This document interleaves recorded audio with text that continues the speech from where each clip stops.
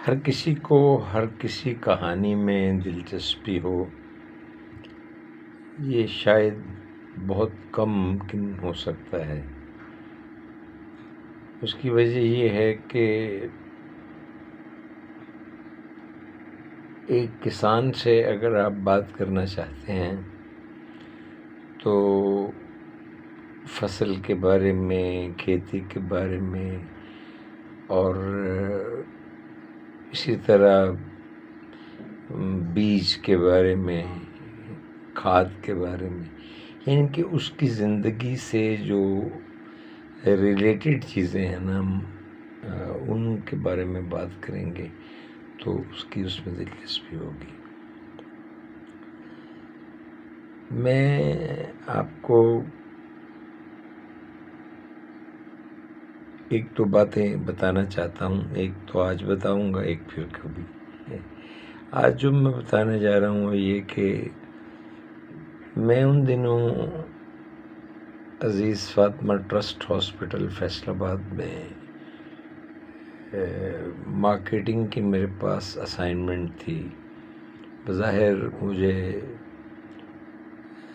Marketing executive کہہ لیں یا مارکیٹنگ آفیسر کہہ لیں، کہا جاتا تھا، لیکن میرا بنیادی کام یہ تھا کہ ان کے پاس سی ٹی اسکین کی مشین تھی اور فیصل آباد میں اللہ رکھی ٹرسٹ ہاسپٹل کے علاوہ شاید لوگوں کے پاس سی ٹی اسکین نہیں تھا، اور اس مشین کی مارکیٹنگ کرنے کے لیے تاکہ لوگ عزیز فاطمہ ٹرسٹ ہاسپٹل آئیں اور ان سے اسکین کروائیں۔ خیر، اس موضوع پر اس بات کو طوالت دینا بالکل بیکار ہے۔ بس ایسے تھا کہ دن کے وقت میں جو اسکین جنہوں نے کروایا ہوتا تھا اور جو اسکین کرنے والے ٹیکنیشینز ہیں ان سے بھی ملاقات رہتی، اور اگر کوئی پیشنٹ اسکیننگ سے متعلق ہوتا اور وہ اس کا کیس کوئی کارسینوما یعنی کینسر وغیرہ کا، ملگنینسی کا کیس ہوتا، تو میں وارڈ میں جا کے کبھی کبھی اس سے ہیلو ہائی کر لیتا تھا۔ خیر، جب پھر شام کا کھانا جو کہ میرے کمرے ہی میں سرو کر دیا جاتا تھا، میرے پاس ایک چھوٹا سا کمرہ تھا، تو اس کے بعد میں پھر تھوڑا چہل قدمی کے لیے نکلتا۔ ہاسپٹل کے اندر ہی چھوٹا سا پارک بھی تھا، ویسے تو 2-3 چھوٹے چھوٹے پارک تھے، لیکن ایک پارک میں نے ذہنی طور پہ خود کے لیے مختص کر رکھا تھا کہ میں یہاں بیٹھوں گا۔ میں بیٹھا کرتا۔ میں کچھ دنوں سے غور کرتا تھا کہ ایک خاتون آتی ہیں جو میری عمر سے بھی کوئی 2 سال بڑی ہوں گی مجھ سے، تو بس وہ میری طرف دیکھتی رہتی ہیں اور کچھ کہتی نہیں ہیں۔ میں اس کو نامناسب سمجھتا تھا کہ میں ان سے خود جا کر پوچھوں کہ کیا وجہ ہے۔ مجھے اس بات کا ڈر نہیں تھا کہ وہ مجھے کیا کہیں گی، لیکن یہ ضرور تھا کہ اگر ان کو کوئی مسئلہ ہوا تو وہ خود بات کر لیں گی۔ یہ سلسلہ چلتا رہا روزانہ باقاعدگی سے، اور اب کچھ یوں ہونے لگا کہ وہ میرے وہاں پہنچنے سے پہلے تشریف لائے ہوتی تھی۔ دیکھتی رہتی ہیں وہ میری طرف، میں ان کی طرف الوں کی طرح دیکھتا رہتا، کچھ بھی نہیں ہوتا۔ وقت گزرتا چلا گیا ایسے ہی، بس 1 دن 2 دن 4 دن، ہاں جی، اچانک وہاں ایک پیشنٹ آ گئے، وہ جنگ سے متعلق تھے، ان کی مسز کو سسٹ تھی برین میں، تو ان کی سرجری ڈیو تھی، کمزور لوگ تھے، فائنینشلی ان کو ہیلپ آؤٹ کرنے کے لیے ہمارے وہاں ایک سیل بنایا ہوا تھا میاں عزیز نے، میاں حاجی بشیر جو ستارہ گروپ آف انڈسٹریز کے ہیں، عزیز فاطمہ ٹرسٹ ہاسپٹل کیونکہ انہیں کا تھا، تو میں ان کو ٹیچر جو تھے بیچارے ان کو فیور دینے کے لیے میں ان دنوں ان سے بات کر رہا تھا کہ ان کی مدد کی جائے. یہ اس پوزیشن میں نہیں ہے کہ یہ اتنی بڑی سرجری اس کے جتنے بھی مطلب اخراجات ہیں یہ برداشت کر سکے.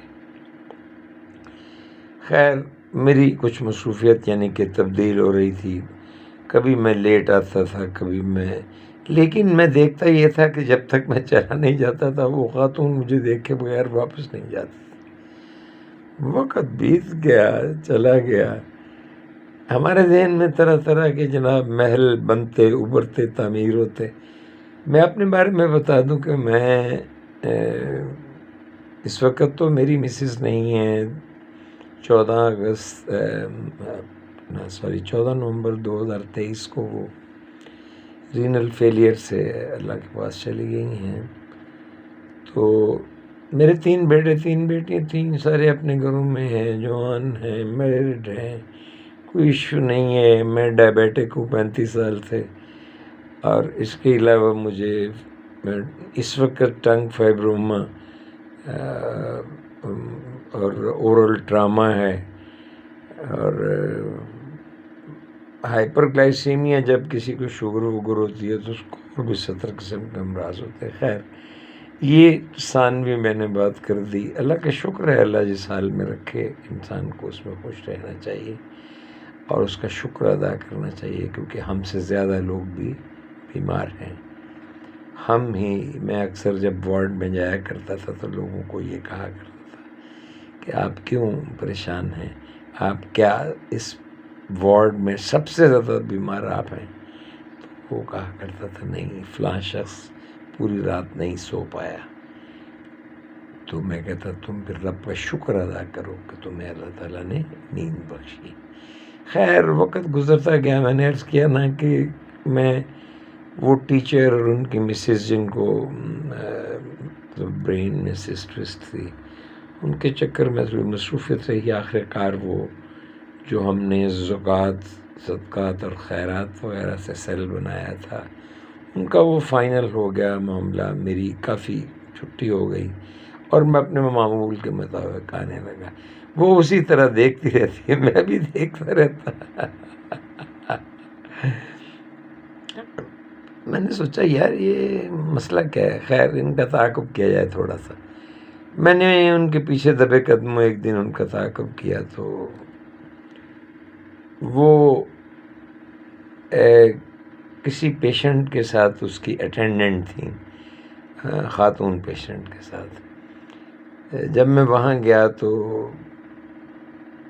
وہ وہیں تھیں اور مجھے دیکھ کر وہ وہاں سے نکل گئیں. اب ایک خاتون رہ گئیں جن کی وہ اٹینڈنٹ تھیں.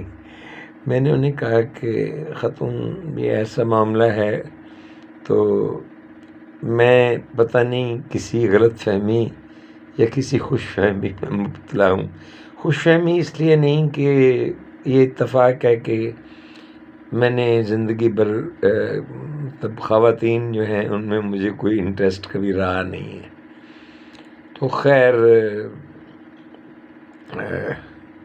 میں نے کہا تھا نا کہ ایک کہانی اور سناؤں گا تو وہ کہانی پھر صحیح تو وہ اسی کہانی کا اپینڈڈ پارٹ سمجھ کے آپ سننے کے لیے ذہنی طور پر تیار رہیے گا. خیر وہ واپس نہیں لوٹیں. یہ خاتون میرے پاس بیٹھی اور مسکرا دیں. میں نے کہا جی خاتون آپ مسکرائی ہیں، خیریت ہے؟ کہنے لگی آپ بھی یقیناً ان لوگوں کی طرح تشریف لائے ہیں جو پہلے بھی آپ کی طرح آئے تھے. میں نے کہا کہ میری طرح آئے تھے کیا مطلب؟ انہوں نے کہا کہ یہ جو ہے یہ شوق میں چلی گئی تھی، اس کی بیٹی جو ہے وہ ایک حادثے کا شکار ہوئے اور اس میں اس کی موت واقع ہو گئی.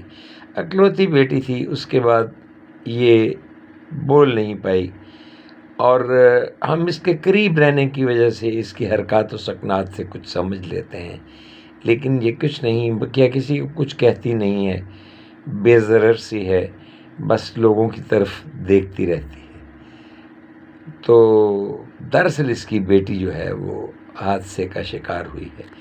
میں نے کہا بیٹی ہوئی ہے تو اس کو خواتین کی طرف دیکھنا چاہیے۔ تو اس نے کہا کہ اس پر آپ پابندی تو نہیں لگا سکتے، اگر وہ آپ کی طرف دیکھتی ہے تو اس میں کیا حرج ہے، اگر آپ کی وجہ سے اس کی دل جوئی ہو رہی ہے تو آپ اس پہ پریشان کیوں ہوتے ہیں؟ تو میں نے کہا جی آپ چل ٹھیک فرماتے ہیں۔ اس نے کہا کہ اتفاق یہ ہے کہ اب تک آنے والے جتنے بھی لوگ ہیں وہ سارے مرد حضرات ہی تشریف لائے ہیں ان کا تعاقب کرتے ہوئے، کوئی خاتون نہیں آئیں کہ یہ میری طرف دیکھ رہی تھی۔ میں نے کہا اس کی یہ وجہ ہو سکتی ہے کہ خاتون ان کی طرف دیکھ کے بھی وہ یہ سمجھ سکتی ہیں کہ مجھ میں کیا دلچسپی ہو سکتی ہے عمر کے اس حصے میں، اور یہ میری طرف کیوں دیکھیں گی۔ لیکن ایک مرد جو ہے وہ عمر کے کسی حصے میں بھی، اور خاص طور پہ جب میرا اور ان کا عمر میں 1-2 سالوں کا فاصلہ ہے، تو انسان کے ذہن میں کچھ غلط ٹھیک آ سکتا ہے۔ تو کہنے لگیں بس یہی قصہ ہے اور اس میں کچھ نہیں ہے۔ تو میں نے کہا کہ ان کے شوہر وغیرہ نہیں ہیں، تو وہ کہنے لگی وہ اب بہت پہلے فوت ہو چکے ہیں۔ میں نے کہا چلیں ٹھیک ہے۔ خیر میں آ گیا، چلا آیا۔ اب انہی دنوں میں فاروق آباد کا رہنے والا ہوں، اور لاہور میں نے گھر بچوں کے لیے بنایا ہے، علمی حوالے سے ان کو ہیلپ آؤٹ کرنے کے لیے، تاکہ ان کو بہتر ایجوکیشننگ مل سکے۔ خیر لاہور میں کیا بہتر ایجوکیشننگ ہے یا نہیں، یہ کہانی پھر کبھی بحث کر لیں گے اس پہ، کہ کہتے جڑے ایتھے ماڑے ہو لاہور بھی ماڑے۔ تو پھر ہوا یہ کہ مجھے لاہور آنا پڑ گیا کچھ دنوں کے لیے۔ میں آ گیا، اور اس کے بعد جب میں واپس لوٹا تو ایک ڈیولپمنٹ ہوئی۔ یہ ڈیولپمنٹ بڑی عجیب تھی۔ جب میں گیا وہاں تو وہ جو میرا وقت تھا پارک میں بیٹھنے کا، جہاں میں بیٹھا کرتا تھا، تھوڑا واک بھی کر لیا کرتا تھا، اسے جاگنگ تو نہیں کہا جا سکتا تھا لیکن میں تھوڑا چل لیتا تھا کیونکہ شام کا کھانا جلدی کھا لیا کرتا تھا۔ خیر وہ اس دن وہ ہمت کر کے میرے قریب آ گئی تو اور اس نے ایک بہت بڑے اخبار کے کاغذ میں کوئی چیز لپیٹی ہوئی تھی۔ جب وہ لپیٹی ہوئی اس نے وہ کھولی تو اس میں ایک تصویر تھی جس شخص کی بہت زیادہ مجھ سے مماثلت تھی، چہرے مہرے کے حوالے سے، اس کی داڑھی کا کٹ، خد و خال، ناک واک، مطلب یہ تو نہیں کہ وہ، لیکن مجھ سے کچھ اس کی مماثلت تھی۔ تو وہ اس نے ایک انگلی اس کی طرف کی اور دوسری انگلی میری طرف کی، وہ کہنا یہ چاہتی تھی کہ یہ تمہاری طرح ہے۔ تو اب میں اسے کیسے بتاؤں کہ میں اسے کہنا چاہتا ہوں کہ اگر آپ کو مجھے دیکھنا اچھا لگتا ہے تو آپ دیکھتی رہا کریں، کوئی معاملہ نہیں ہے۔ اس کے بعد وہ تصویر نہیں لاتی تھی لیکن وہ مجھے دیکھنے کے لیے آیا کرتی تھی۔ تو پیارے بچوں، یہ تھی آج کی کہانی۔